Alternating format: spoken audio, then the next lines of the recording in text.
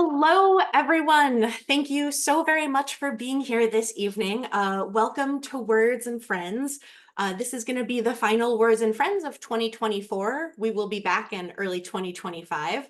But I'm so very excited to finish the season this evening with some of my favorite writers. I'm your host, Sara Matson, and I'm really thrilled to be hosting some incredible writers this evening.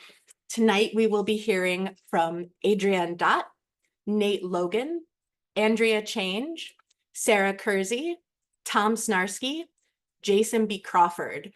What a lineup. I'm so glad you're here to see this awesomeness. Let me start just by quickly introducing myself. Hello, I am Sara Matson. I'm a poet in Chicago.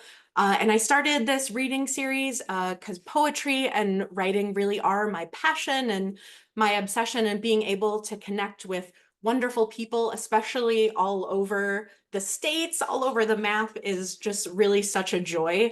I personally always leave poetry readings really feeling inspired and incredible, because even if the subject matter is heavy, I feel that writers, poets in particular, just have a specific way of making it okay. Like we're all on the same spot and we're all moving forward together. So thank you for that. I'm really, really grateful for the time and energy of all our folks reading tonight. Thanks for being here. Thank you to our lovely audience, all the folks that are joining here live on Zoom, or if you're watching this recording a little bit later on YouTube, thank you for being here. I want to thank my love, Jeff, for letting me use the Zoom and helping me with all the tech stuff and cat wrangling, which is so important and appreciated.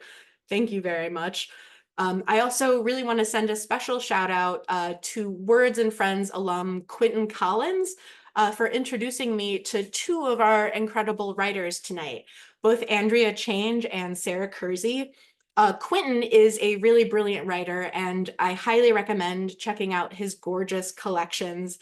The Dandelion Speaks of Survival, and both claim tickets for stolen people. They're really, really gorgeous works, and you can find more of Quentin's amazing writing at qcollinswriter.com. So that gets me into awesome audience. When you love what you hear tonight, if you're able, please consider supporting the writers directly by purchasing their books or attending their workshops. Sharing their posts on social media is a really great free way to get involved and get chatting to some cool folks. My very favorite thing about the internet is connection. So we have writers tonight, not only from my hometown of Chicago, but all along the East Coast tonight, and also Midwest, go Indiana. So please check out their websites. I'm going to be linking everything in the chat and also in the description of the video. See if they're doing readings in person near you or online. I'm going to put everyone's website, how to buy their books, and the descriptions, all that good stuff. Ooh, this is out of order. That's so exciting. Sorry. I like to do physical paper because I feel like I can control it, but I clearly can't. That's very exciting. Before we begin with the amazing words, I would just like to use this platform to continue to demand an immediate and permanent ceasefire in Gaza. If you would like assistance in getting your voice heard, please feel free to reach out to me for resources that you can assist both online or in person. I also have information on how you can assist Haitian refugees that have fled their country that are facing really horrific racism in our country right now. And now and forever, Slava Ukraini, fuck Putin. That being said, I would really love to get into our phenomenal writers this evening. It gives me really great joy to introduce our first reader of the evening, Adrienne Dodt. Adrienne Dodt is a poet and sometimes essayist. Adrienne's poetry chapbook, Return, was published by Damask Press. From 2013 to 2016, Z was a regular contributor to the Spoon River Poetry Review blog. Z has work published in Entropy, Fact-Simile, and Con/Crescent magazines. Z also has a poem featured on the X-Files tribute EP, Purity Control, released by What's for Breakfast Records / We Used to Drink Together Records. Their play, The Weird Sisters, was performed in Chicago in 2019. In 2020, Adrienne co-hosted Into the Aethernet reading series. Adrienne teaches English as a second language at a nonprofit right here in Chicago. And I happened to meet Adrienne through a lovely mutual friend, I believe it was Sara Matson, and was really floored by her wonderful poetry. I'm honored to have been included on an episode of Into the Aethernet back in 2020, when online readings really weren't as common as they are now. And Adrienne curated such a wonderful space of inclusion and connection. And that was something that I not only carried with me through the pandemic, but today. So it's really a pleasure to have the reading tonight. Please, everyone, join me in welcoming Adrienne Dodt. Thank you, Sarah. That's so nice. My co-host Marie Larson is also here today. And we hosted that together. I don't remember how many months. But thank you so much for having us, and thank you all for coming. So this first poem is untitled so far. But I wrote it after I went to the Field Museum and I saw this piece of sandstone that had imprints of rain on it. And it was 250 million years old, which I thought was very cool. Raining one day, 250 million years ago, on another Earth we've never touched, on animals we've never seen, on plants we've never put in our mouths. Little dimples impressed in sand and covered, excavated 250 million years later for us to see. Momentary water, a particular wind. The water that has fallen, evaporated, returned to the ocean, then drunk and excreted by countless beings, each thirsty. It still rains, the same rain, in us, without us. And the second poem is from a series I'm writing on. Oh, am I echoing? Okay. Can everybody hear me? Yeah.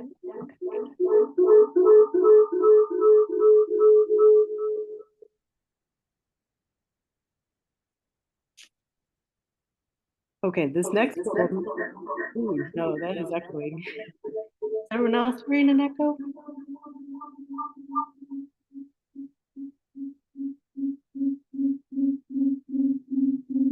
Wonder why that's happening.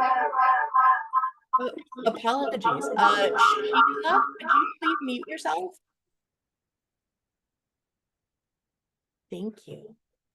Apologies. Thank you very much.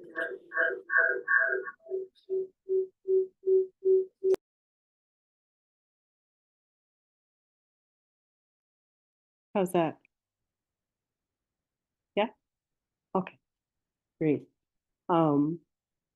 This next poem is from a series I'm writing on the features of the moon, because I always thought they had very poetic names. So this one is called Sea of the Margin. There, deeper and deeper, farther than you think, and darker. Sea of caves, profound holes into which you cannot fall or jump. You must intentionally swim and sink into hydrostatic pressure, become more compressed and harder to see. You could disappear. Feel the seafloor for the edges of land, for the sudden drop into nothing. The darkest you've ever seen, so dark it feels like unseeing. Feel the smooth edges of the pyroduct to guide your swim in and in. Your hand on a wall that can abruptly end. A magnetic field flows through you and around you. A vague feeling of wanting to go farther. Not quite, or not only curiosity, but something like an urge, but not so urgent. Tempered by caution, a slight fear. Always a chance to drown, and that rarer chance that the lava could return. This next one is called The Measure of Measures.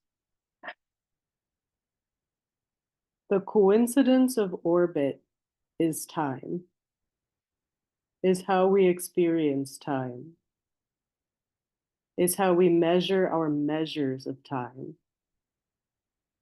Time is carried on a train. We know, or we tell ourselves we know, what happened, and we imagine what will happen. This evolutionary accident, that concepts of past and future were advantageous to our survival, became part of us, became this fundamental structure of our thoughts. Now is difficult to experience. We automatically demarcate our experiences, our nows. We struggle with other times, with astronomical time. Entropy should be always. We have never met time travelers. We think, maybe it isn't possible to go back. Or maybe we go extinct before we can. If we could reverse the arrow of time, we could bring back our dead, unpierce their hearts. And this next one is called A Little Older. And I call it that because time actually passes slightly faster in higher elevations, just by tiny increments, like billionths of a second. A little older on a mountain, a little younger in the sea. There are times. I can walk towards you slowly, but never arrive. I am always somewhere, sometime else, as you are. All time exists now, but we have to go through it, each in one's own time, each in one's own motion, which distorts our nows, disjuncts our time passages. So all nows are now and are not now. Something happens, and it is now. When nothing happens, now is longer. Expansion quickens. Dark energy accelerates space-time. Infinity travels faster. As the universe decays out into particles, time also decays into nothing. And this last one is called If You Carry Distance. A prism splits wavelengths and exposes you. Electrons dive and rise between orbits. where you are likely to be, but that's conjecture. I can't know where you are without changing you. I'll see you when I see you. You are only where I expect to find you, and you are there because I expected it, as though you knew I was looking, and you knew where I'd look. A spooky entanglement, like intuition, an invisible message, philosophy, not science. Love of knowledge is no longer what is known. Thank you.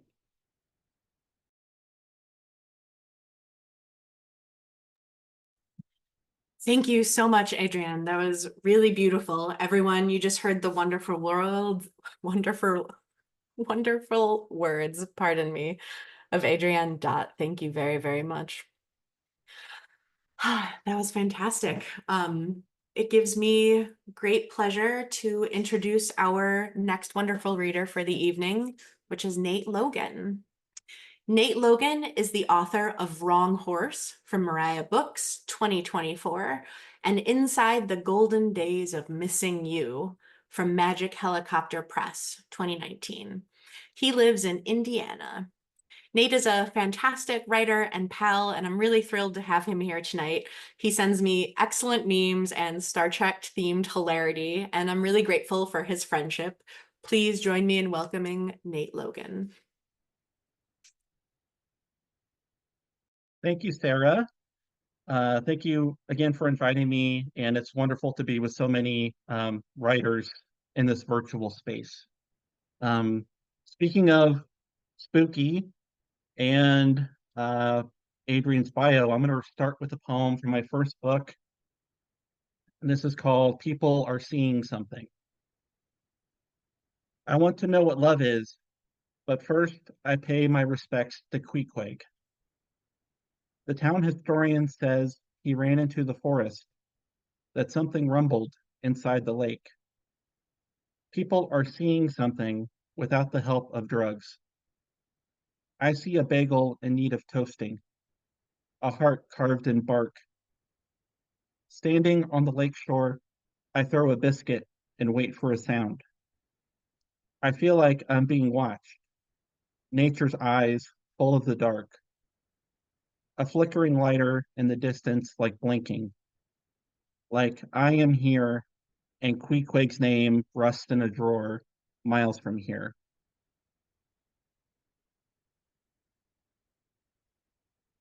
That's a particularly sad episode if you're an X-Files fan. But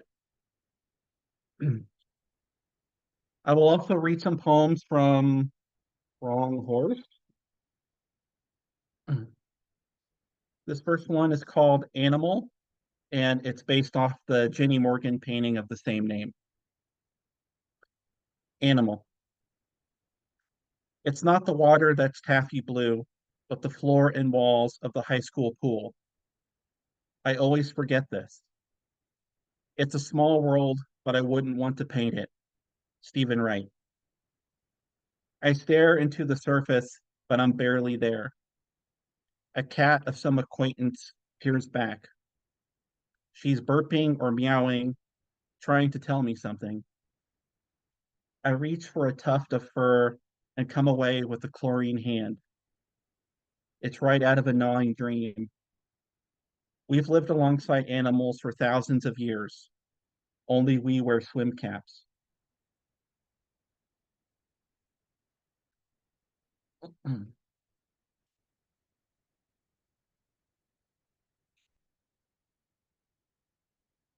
This one is called Raising Hell. He was an ordinary baby, if a little aloof. Blessed with no extraordinary features, his cheeks seemed to resist pinching. Like every baby, he enjoyed eating dirt and pulling anthologies off the shelf to drop on the floor. Maybe he slept more than the average baby, but it never rose to the level of concern. Mashed prunes were his favorite food. Our child would amaze friends and strangers alike. I don't think I've ever seen such a peaceful baby. You're so lucky, Mary said.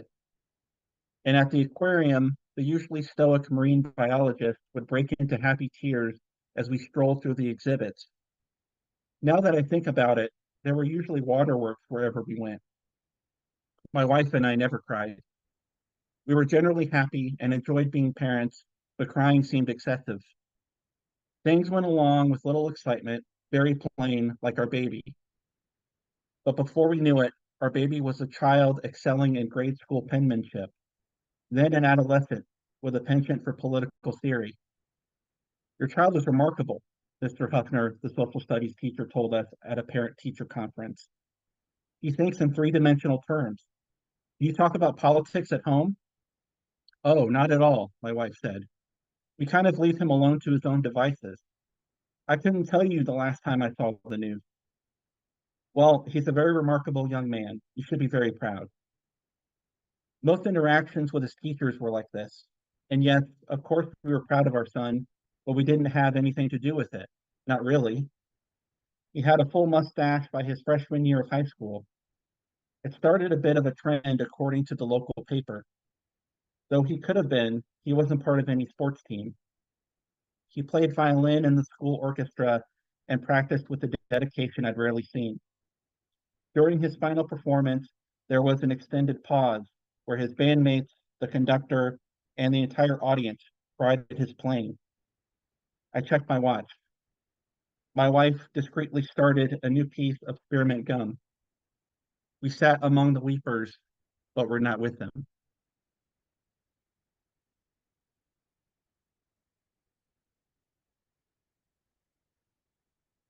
Okay, so I don't know if it's too early for audience participation, but if you want to, there's a line near the end of this poem. I'm going to say the president said, and unmute yourself and say, alligator, alligator, eat 'em up, eat 'em up.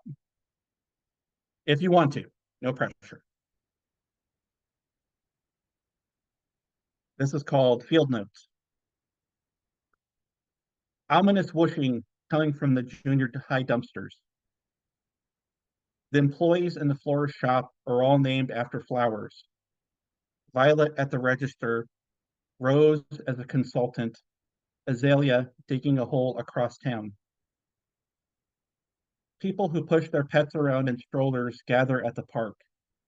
I'm there, introducing everyone to Cortez the killer. The detective said a half-completed game of duck, duck, gray duck was the illuminating clue. More than one person on the plane had a drum machine. The museum's collection of ceramic ashtrays elicits tears even from the fiercest motorcycle gangs, but everyone goes home with a smile. Elizabeth pointed at her watch as the long con entered its second week of unfurling. Pangs of guilt as I cut the Baroque tape with a takeout knife. The president said, alligator, alligator, eat 'em up, eat 'em up. Alligator, alligator, eat 'em up, eat 'em up. Alligator, alligator, eat 'em up. But we weren't sure whom he was threatening. While driving the snowblower, getting closer to the divine. Once in a blue moon, I receive an email from someone I don't know asking if we're running laps today. That kills me.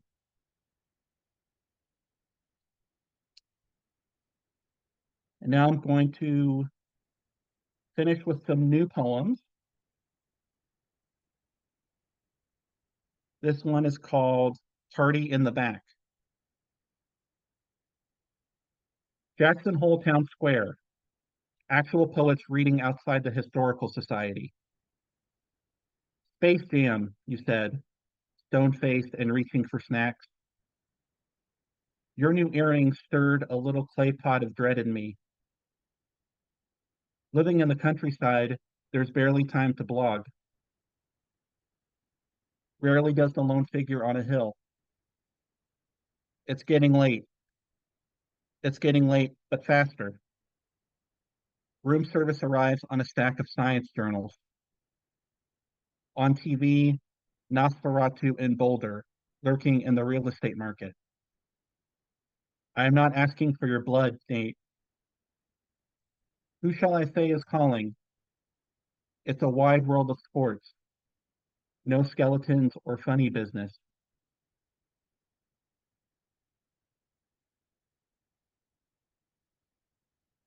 This one is called I Know a Thing or Two About a Thing or Two. Here is the crossword answer for river. Someone left it in the rental. If things take a turn, call the front desk. Such as, our long national nightmare continues and the cable is out.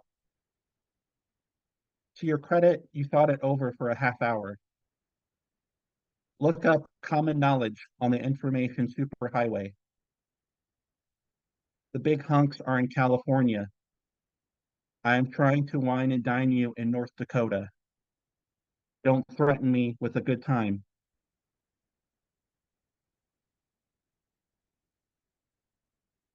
This is the last poem I'll read. Thank you again, Sarah, and thank you all for listening.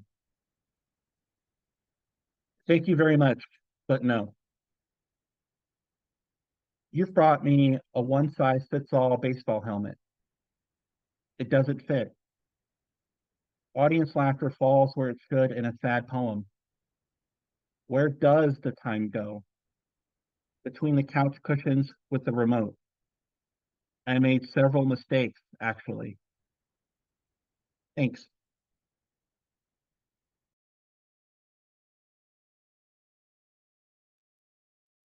Thank you so much, Nate. That was fabulous. Everyone, you just heard the wonderful words of Nate Logan. Thank you so much. That was excellent. Ooh, I just feel so good. I'm so excited to introduce our next wonderful writer, Andrea Change. Andrea Change is a poet and writer. She has been part of the Chicago poetry community for over 20 years. Her work has been published in a number of poetry magazines, journals, and her work is also included in poetry anthologies from Tiakucha Press, such as Power Lines and Stray Bullets. Her poetry was also featured in the 2001 Steppenwolf theater production, Words on Fire. A hometown girl born and raised in Chicago, much of her poetry is inspired by her experiences growing up in the city. A graduate from Northwestern University, she is still learning and is constantly fascinated by the great voices she hears at local area poetry readings. She is the mother of one son, Philip, and two dogs, Sasha and Missy. Still an active member of the poetry and arts community, she is the executive director for the Guild Complex, a literary arts organization, and she resides in the neighborhood of Rogers Park. I had the pleasure of meeting Andrea at Quentin Collins reading in June, and I am so grateful to have been introduced and to have found her work because it's amazing. Andrea's work at the Guild Complex is really vital and fantastic, and I'm honored to have her read here tonight. Please, everyone, join me in welcoming Andrea Change.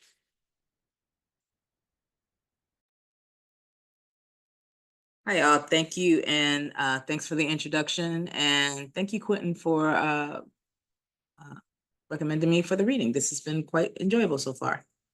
My poetry is kind of all over the place, but I'm going to start with this one. It is called I Am Blood.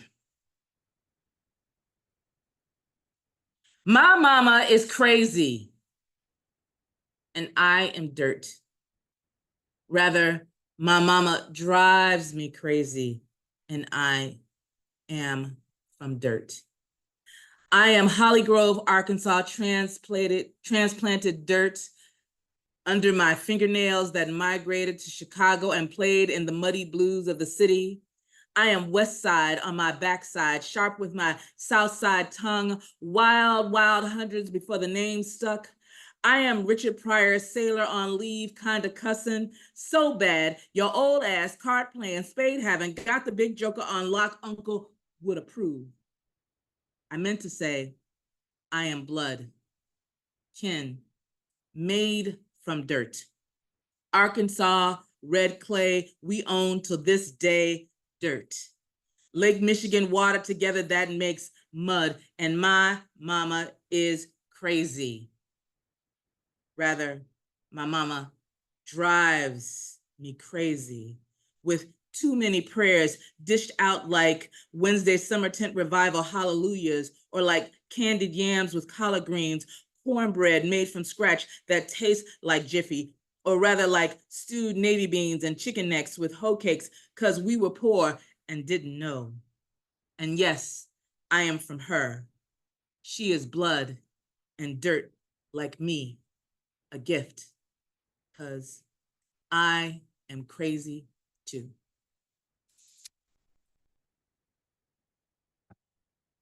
This next piece is untitled, but a lot of the poems that I write are sort of steeped in sort of family Southern transplants from the South, and this is sort of me hearkening back to some of those stories. You'll hear references to Holly Grove, which is a really tiny, tiny town outside of another tiny town in Arkansas. And this poem is untitled.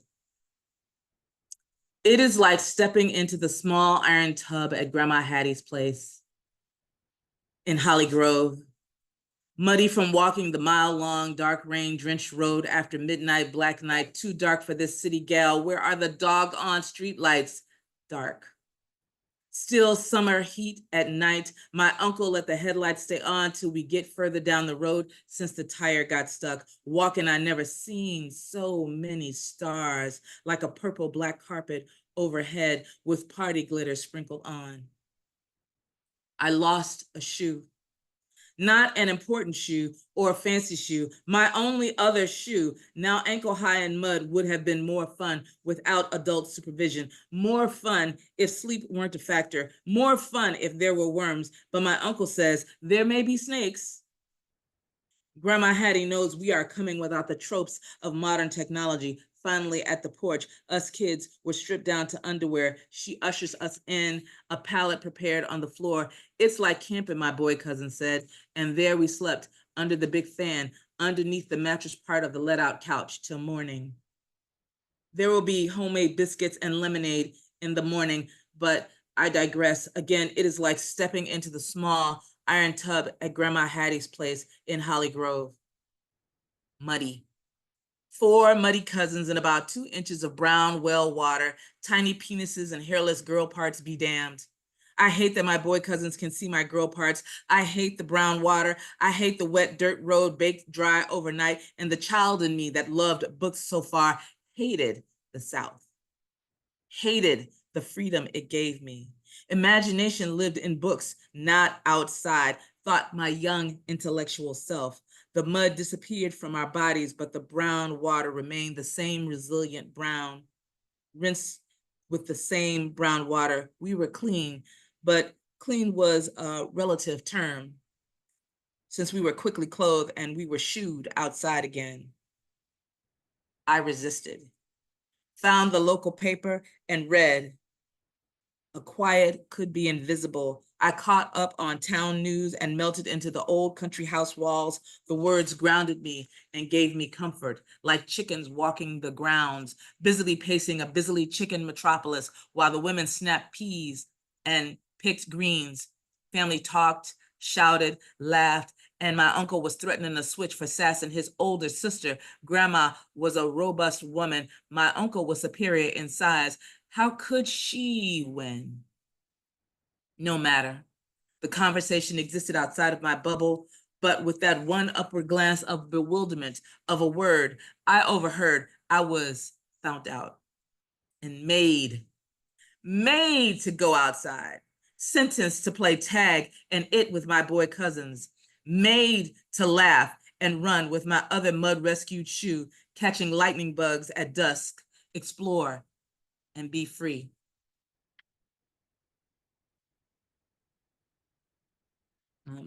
I think I got 2 poems in me, we'll see. This is also untitled.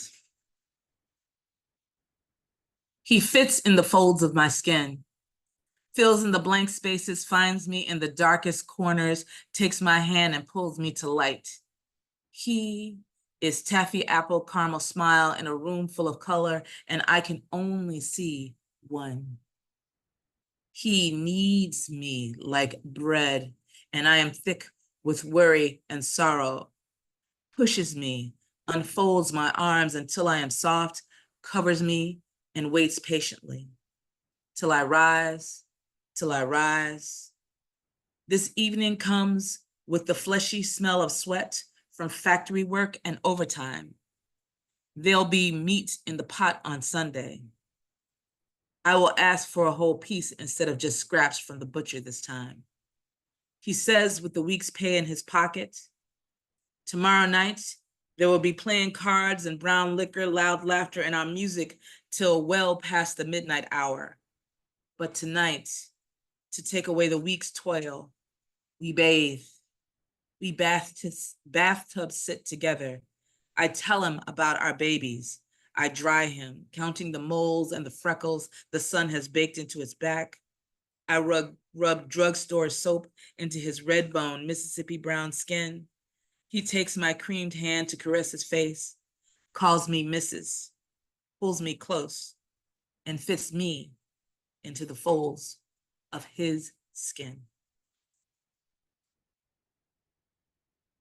And this is the last piece, and it's, I want to say an ekphrastic piece, but I can't show you the piece because it's a sculpture.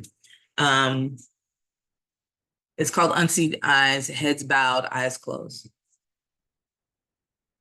1, prayer for Tamir. Their downcast eyes are not guilty and unworthy of the lack of innocence denied, skin color forever guilty of being a danger, but in danger, endangered species of Black boy, yearning for the wilds of concrete jungle freedoms, days spent balancing on fences and avoiding the grisly consequences of sidewalk cracks. Shooting water from guns that were pink and green to cool the day, running just because you wanted to be the fastest, finding sweetness in backyard mulberry trees and penny candies. I blame Skittles. Now and later's never presented any such threat. Street lights and porch house play come with the night, lightning bugs and mosquito bites, the faint smell of dying charcoal and burnt hot dogs filling the air. And there you come. She wishes. She dreams. She prays, smelling like all outdoors. 2, breathe. I cast my eyes downward in denial. Accept this cowardice, I think. I am terrified of this season of night. Morning comes and I fear what the day needs from me.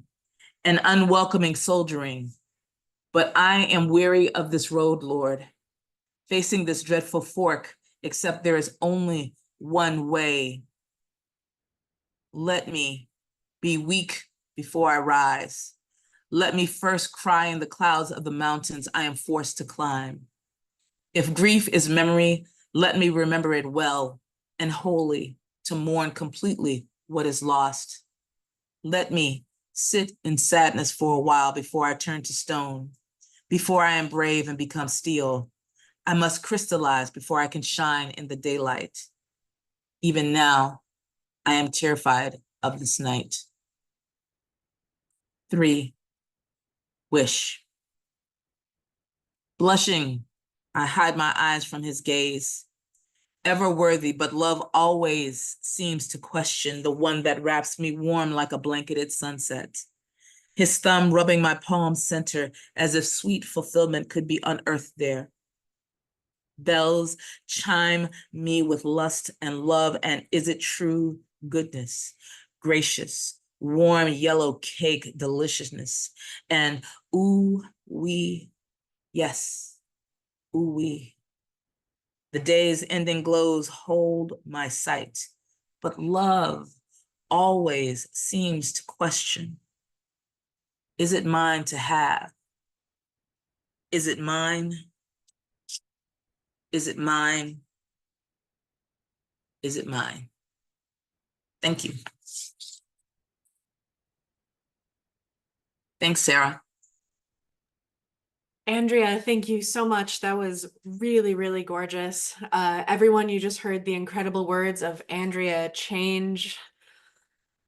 Ooh, that was really, really phenomenal. Thank you so much for sharing. Wow. Y'all, we are in it tonight and it is beautiful and I'm so happy to be here with y'all. Thank you. It gives me great joy to introduce our next reader this evening, Sara Kersey. Sara Kersey, she, they, is a poet and X-ray technologist who lives in Chelsea, MA. Her work has been featured in Columbia Journal, The Rumpus, The Account Magazine, and elsewhere. They were a finalist for the 2021 PEN America Emerging Voices Fellowship and have received support from the Tin House Workshop. She tweets at sk_poet.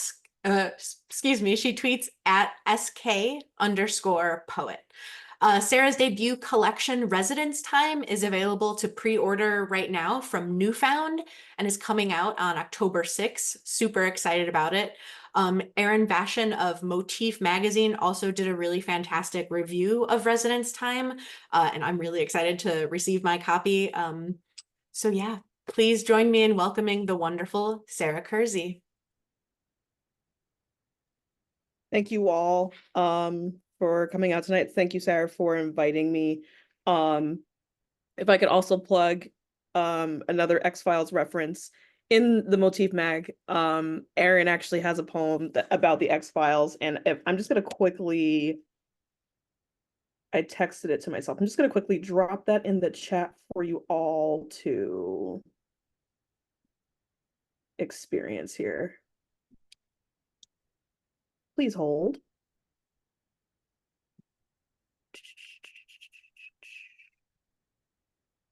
It is a really, really good poem. Okay, so I'm going to read a few poems from my chapbook, Residence Time, which comes out October 7th from Newfound. This is what it looks like.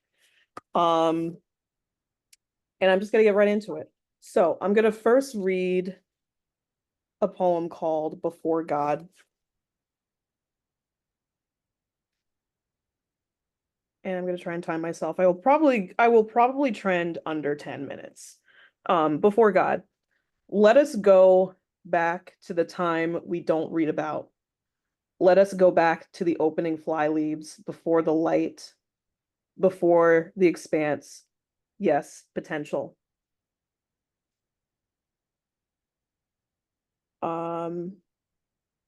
So just, I guess, some information about the book. Residence Time is a scientific phrase. There seems to be a lot of science poets here tonight, which that always makes me really, really happy.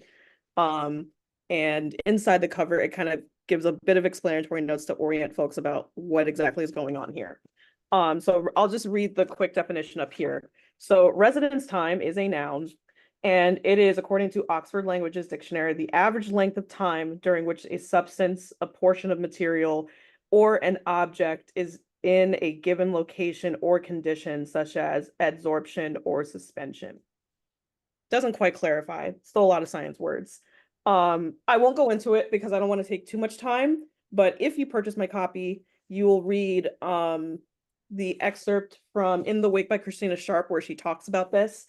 And just to give a quick paraphrase, basically what residence time measures is how long it takes for an organic substance, so organic meaning something with carbon, so we are organic beings, how long it takes for it to fully decompose in a body of water. And sodium has a very long residence time. I forget what the actual statistic is.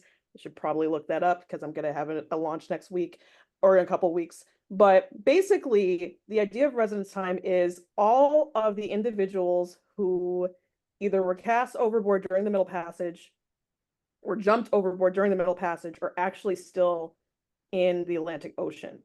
Their actual, like, molecular contents are still there. So that, kind of hold that in your brain, is what's going on in the book. So with that, I'm now going to read the title poem, which is residence time. So just to give that quick overview. Residence time. I walked with Moses to the edge of the Gulf of Maine. He did not carry the air of salvation. His face had its own fault lines, anger, and age. I asked him if he remembered looking into his adoptive mother's face for the first time. He shed a tear and raised his rod. I never believed something or somebody could hold me. Phantom limbs flail as the ocean lifts and folds. Remnants wash over themselves. I finally learned to float. He called out to me, I drowned Egypt. What do you need to bury so you can continue to rest upon the waters above all that wreckage? Okay, thank you all. I'm gonna read two more. I was actually just thinking like a couple of minutes before. So chapbooks are short, so it's a short book. The poems in here are very short, and generally when I do readings, I like to keep it short. So I'm just perfectly in my element right now. So the second to last poem I'm going to read is called Generation Gone. There were guides on the ancestors' lips, teachers on their tongues, spirits in their tousled hair. Blood moves down the line, osmotic, in order to fill the foundation where a future might be built.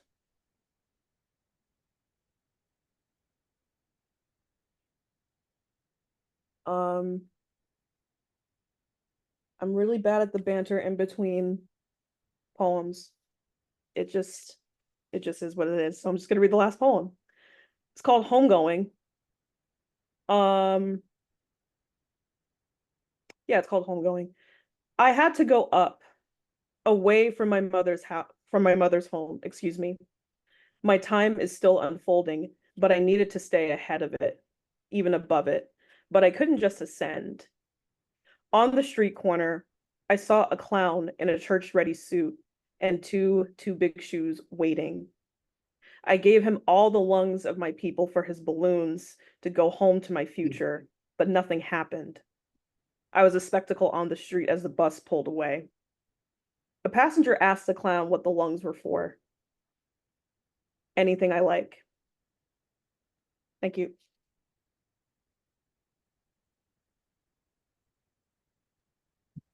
That was absolutely fantastic. Thank you so much, everyone. You just heard the amazing words of Sara Kersey.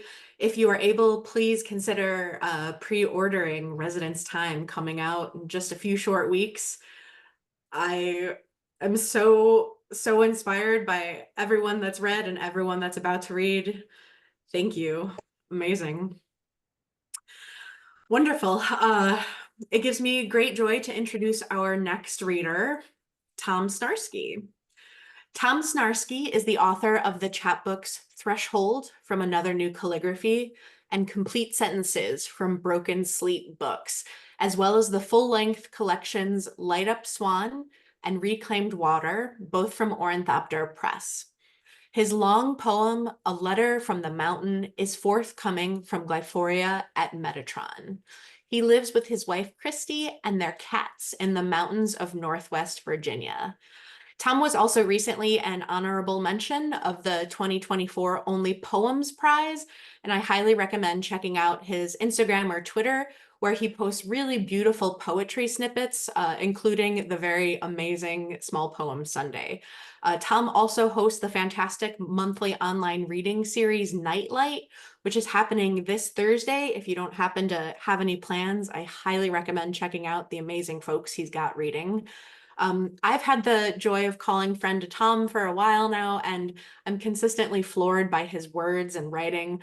I'm really grateful for his voice and wonderful cat photos. So please join me in welcoming Tom Snarsky. Thank you so much, Sarah. That's a better introduction than I deserve, and just an amazing way to come into this space that has already just hosted so many incredible readers, incredible poems. It is an honor and a half to be here and to be sharing this space with you all. Thank you. so much. I'm gonna put my poems for tonight in the little box in there in case you want to look at them. And I will just start because Sarah mentioned some small poems, and also Nate quoted Stephen Wright, who's a favorite comedian of mine. So I usually try to start a reading with a poem by somebody else, but I think Stephen Wright jokes count. So I'll start with my favorite Stephen Wright joke, which is that my friend sent me a postcard with a picture on it of the entire Earth, and on the back it said, "Wish you were here." And so I am also going to take a page out of Sarah's book and start with some small poems. The first small poem that I'm going to read is from Light Up Swan, and it's called Wish. My trick is to pretend to be a person you might want to know in the initial stages, and then to fail at being that in a million small, meticulous ways until our century finally passes. Small poems move fast. This next small poem is from Reclaimed Water, my second book, and it's after a painting by Gauguin called Apple's Jug Iridescent Glass. And if, like me, you want to look at things when you look at them, I actually realized I stole Andrea's title of Wish, and also I'm stealing the ekphrastic impulse as well. So thank you, Andrea, for running so I could walk here. This is called Apple's Jug Iridescent Glass. Its jaw broken, fall rehearses a troubled speech of leaves under cold rain. Ice is, as yet, a promise, one you wouldn't hold anyone to. All right.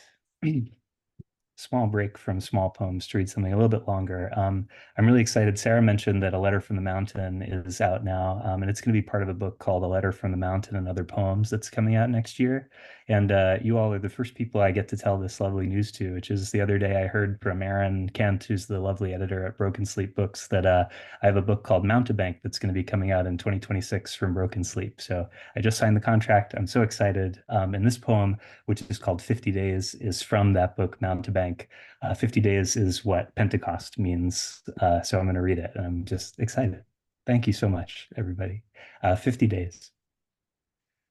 Someone cut the middle out of the book of love and put a poem in it called Of Expiry, which begins, quote, "One fatherless afternoon, line break. I brought in the mail, line break. It was all politicians, line break, and offers to accept money, line break, in exchange for diverse services, line break, none of which I need now, line break. The language of relentless imperatives, line break, has started to get to me.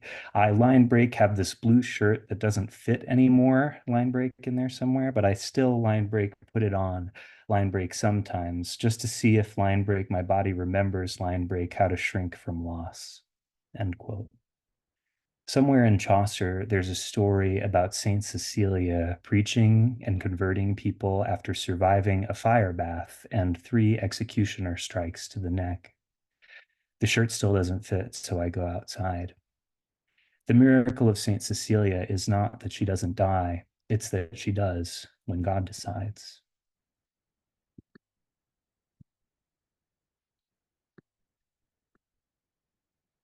All right, this next poem is going to be in A Letter from the Mountain and Other Poems, and it's the first of a few sonnets that I'm going to read, because sonnets are like right on that small poem threshold that I love dearly.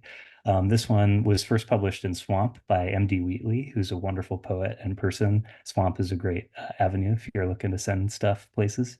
It's called Alcohol, Brutalism, Confetti. By the dry Potomac, my eyes were not dry. By the low Shenandoah, I apologized, said garbage like, "It's just been a lot lately," or, "I don't know why, I just am. It's not your fault." Fall coming later and later in the year, winter shunting itself over so it never feels like it begins anymore in December.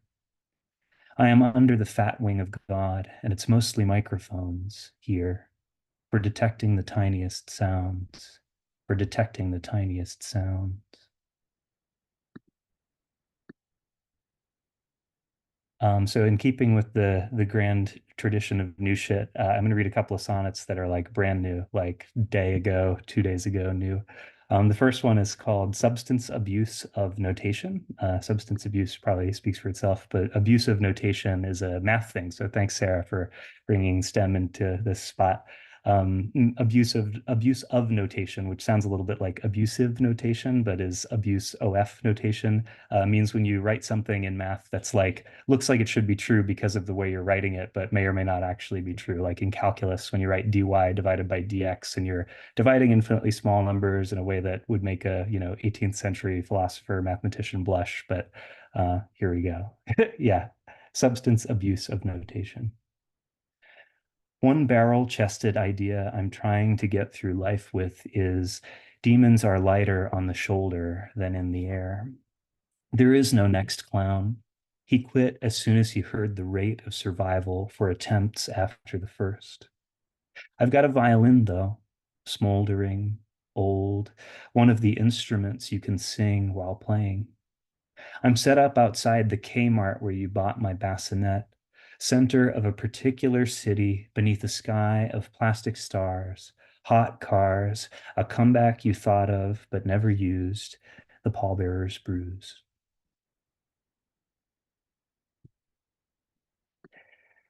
This one's untitled. And I should say before I read it, today is Hildegard von Bingen's feast day. Got my Hildegard shirt on. So if you're a Hildegard celebrant like yours truly, Hildegard von Bingen, happy feast day. Again, this doesn't have a title. I ate a whole pizza outside of marriage. My wife wasn't home, the lights on timers, saving my depression from the dark or four. It's an election year. I've texted the words stop even more than when I tried to quit drinking, like cracking a mint lifesaver in your mouth and expecting moths to congregate to the little spark. Got ash on my shirt somehow, the new one, yellow like a Teletubby sun with Hildegard von Bingen's face on it. She wrote, as God, I grant you all good things when you diligently seek me.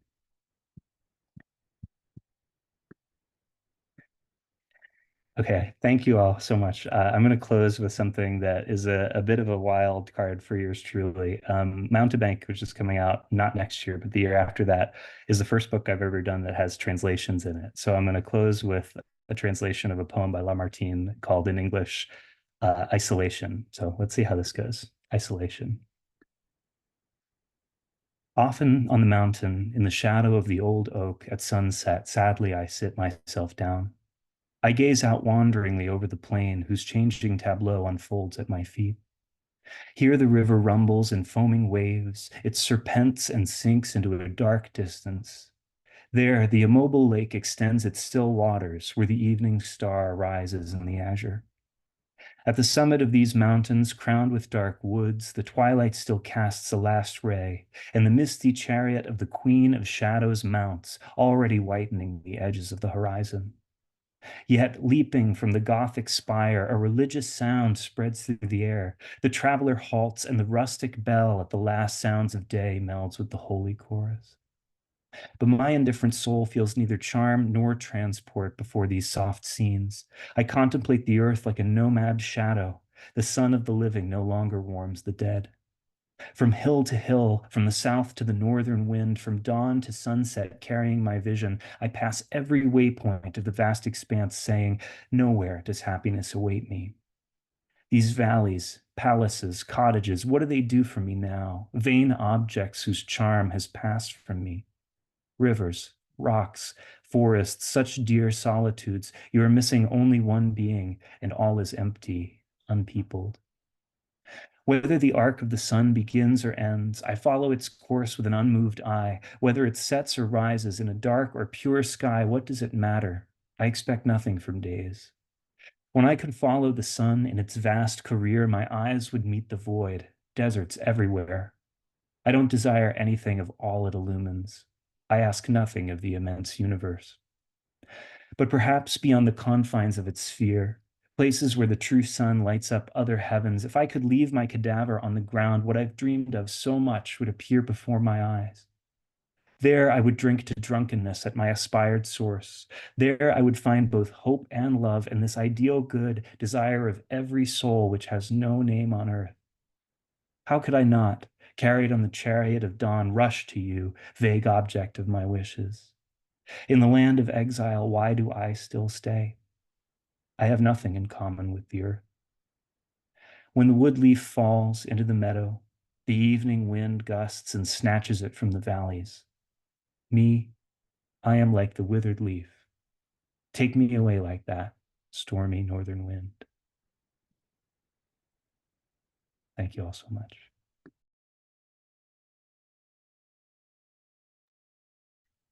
Wow, thank you so much, Tom. Everyone, you heard the amazing words of Tom Snarsky. Golly, that was really fantastic. And I have to admit to everyone that I have had so much pizza outside of marriage and inside marriage, and it's wonderful. Thank you so much, Tom. Wow. I can't believe we are at the final reader of the evening, and it is such a joy and an honor to be introducing Jason B. Crawford. Jason B. Crawford is a writer born in Washington, D.C., raised in Lansing, Michigan. Their debut full-length of excuse me, I'm sorry. Their debut full-length Year of the Unicorn Kids is out now from Sundress Publications. Crawford holds a Bachelor of Science in Creative Writing from Eastern Michigan University. They are a 2023 Lambda Literary Emerging LGBTQ Voices Fellow. They are the winner of the Courtney Valentine Prize for Outstanding Work by a Millennial Artist, the winner of the Rhinos Founders Prize, and a finalist for the Frontiers Open Prize. Crawford was a finalist for the Tom Howard/Margaret Reed 2021 and 2022 poetry contest. Their work can be found or forthcoming in Poetry Magazine, Metro Weekly, AGNI Magazine, Foglifter Magazine, Four-Way Review, Cincinnati Review, Frontier Magazine, Beloit Poetry Journal, among others. They hold an MFA in poetry from the New School. Their second collection, Yeet, was the winner of the 2023 Omnidawn First/Second Book Prize and will be published in the fall of 2025. I had the pleasure of reading with Jason on Tom and Kristen Garth's former online reading series, and I was really, really struck by Jason's remarkable words. I find myself continuously coming back to Unicorn Kids for inspiration, and it's really an honor to have them read their work tonight. Please, everyone, join me in welcoming Jason B. Crawford. Oh my God, Sarah, thank you so much. This has truly been amazing, and thank you to everyone that's read already. I'm really excited to be the one to take us home. I am going to read a couple poems, 2 poems from Yeet, maybe 3, since it's coming out next year and I don't read from it enough. So the only premise that you really need to know about Yeet is it is an Afrofuturistic take on a future in which all the Black people in the earth found a place of their own that can be safe. Think Wakanda, but not on Earth. And thousands of years in the future. And there's a bunch of quote unquote essays. So I'm going to read a couple of those. Essay on Yeet, an archival after Douglas Kearney. I saw the bullet take aim, take flight, take towards the flesh, crave the body, sweet scalpel, the inside of muscle, weave the deltoid through the pectoral pattern, perform, dance, twirl among bones, polish around the blood, its brash cell swept clean throughout the body, collect the dust as it folded the arteries into a buckling laughter. I marveled at its meticulous matronly nature to lick the wound. It just split open.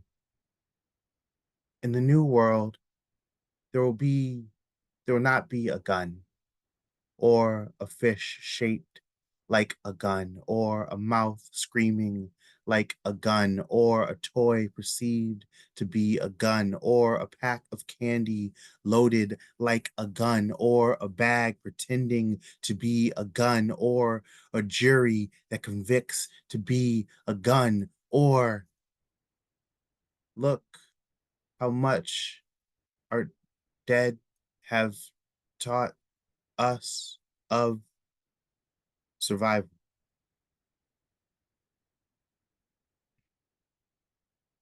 Um, I will admit that I have not, this was my thesis, and I have not read from this book a lot, because it's my thesis, and I wrote poems after it, and I was like, ugh, thesis. But then, it got picked up, so now I got to read from it.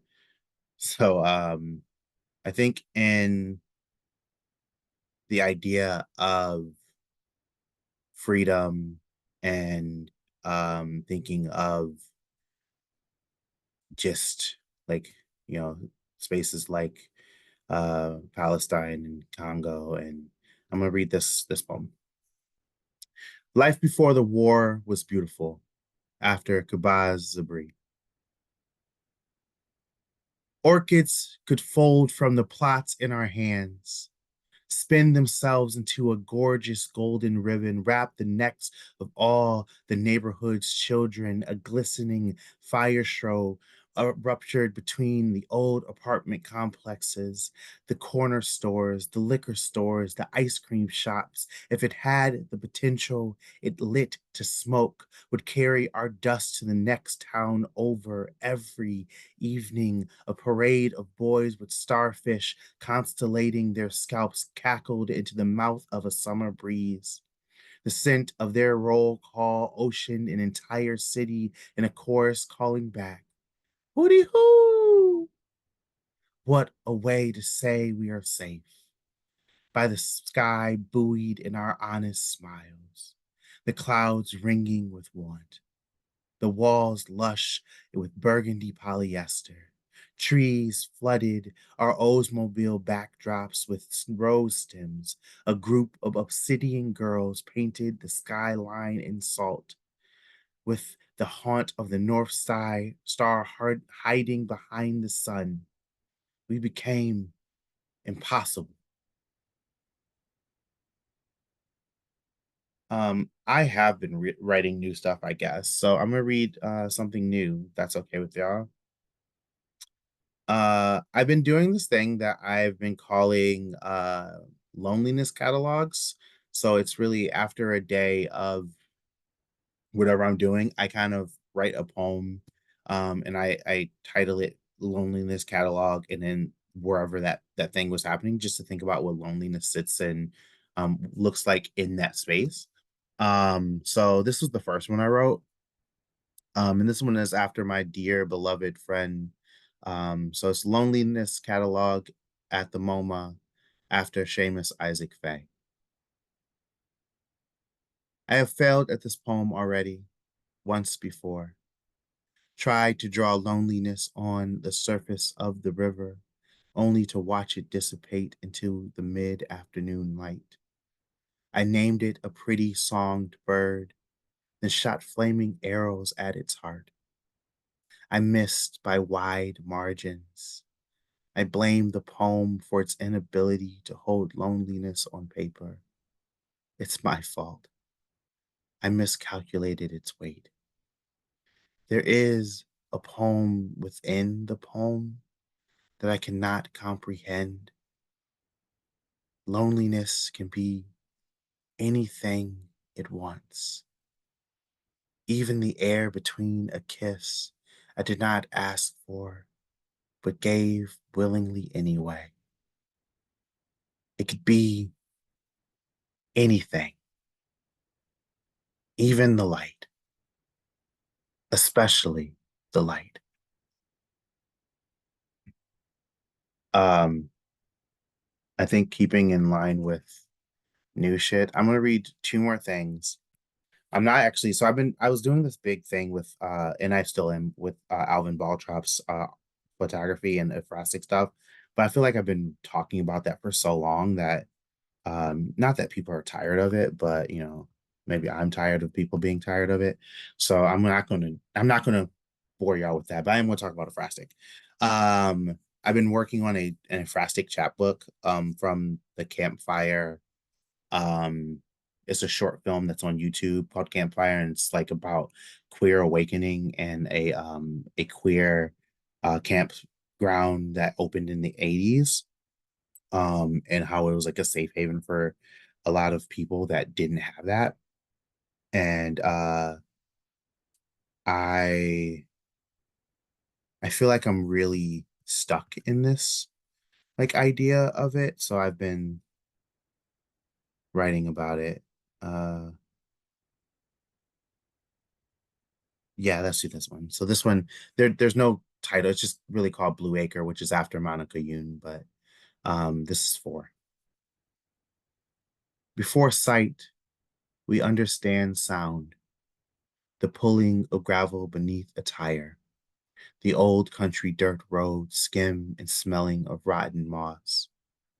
The small rocks all swim in the hue of slated blue. You can hear the blue in them sing as they crackle under the weight of the truck.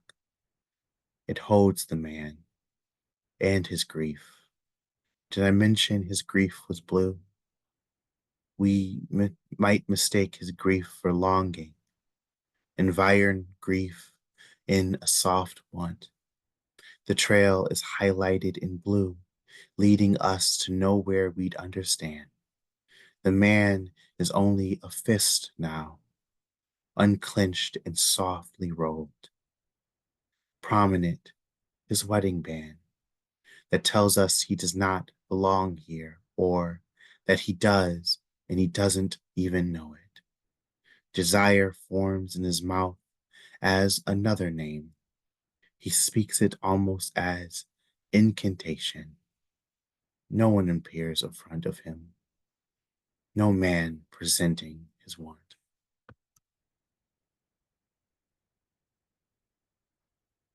And I think I'm going to close out with one more poem from Yeat.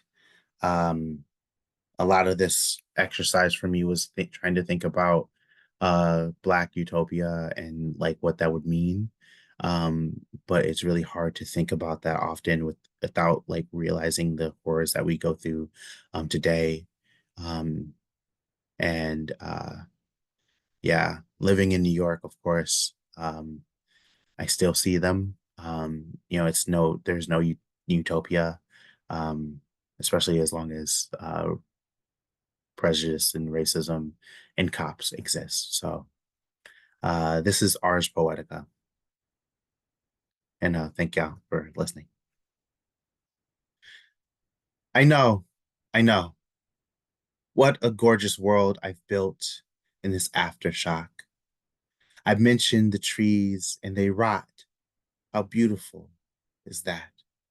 I've carried some of my people on my tongue and left the rest dry, gambled with who was supposed to survive. I folded the poem into a boat safe enough for my loves to drown.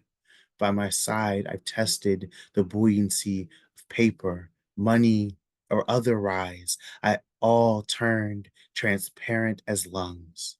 I must apologize for acting on what could have been a dream lining my coat pockets in dust. I must have been foolish.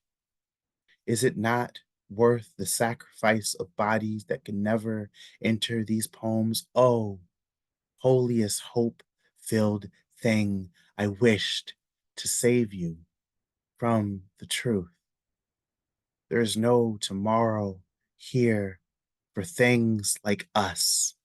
I say us and mean a litany of flies, all black, wings crusting over the sides. I say what if and mean regardless, there will be flowers, but who knows for whom they will be grown. I speak of the trees and mean the dead, air rapturing my hands. And maybe it took too long to write this. The crows have already missed their tickets home. Thank y'all.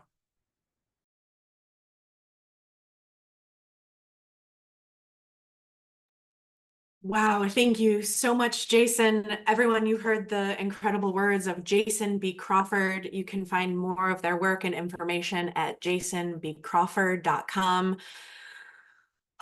Wow, y'all, that was just absolutely phenomenal. Thank you so very much, Adrienne, Nate, Andrea, Tom, Sarah, Jason.